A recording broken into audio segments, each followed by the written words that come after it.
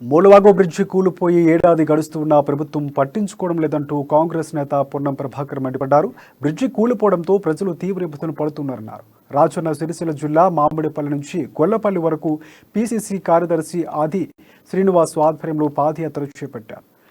కోనరావుపేట మండలంలో కూలిపోయిన బ్రిడ్జి నిర్మాణం చేపట్టాలని పొన్నం డిమాండ్ చేశారు. టీఆర్ఎస్ది రైతు ప్రభుత్వం కాదని, రైతుల్లో ముంచే ప్రభుత్వం అని విమర్శించారు. నియోజకవర్గంలో పెండింగ్ సమస్యలు పరిష్కరించుకుంటే పెద్ద ఎత్తున ఆందోళనకు దిగుతామని హెచ్చరించారు. మేల్కొనండి. ప్రజా వ్యవస్థలో ప్రజాప్రతినిధి ఫెయిల్ అయితే, ప్రజాప్రతినిధి ఇక్కడ ఎన్నికై విదేశాల్లో ఉంటే ఇక్కడనే పుట్టి పెరిగి ఉద్యోగం చేస్తూ ప్రజల కష్టాలు తీర్చాల్సిన మీరైనా ఈ సమస్యల మీద స్పందించమని కోరుతా ఉన్నాం. ఎందుకంటే రమేష్ బాబు చెప్పే బదులు జరుగుతున్నటువంటి పాదయాత్ర వట్టిమల్ల గొల్లపల్లి వరకు కూడా వ్యవసాయపేట నుంచి పోతుంది.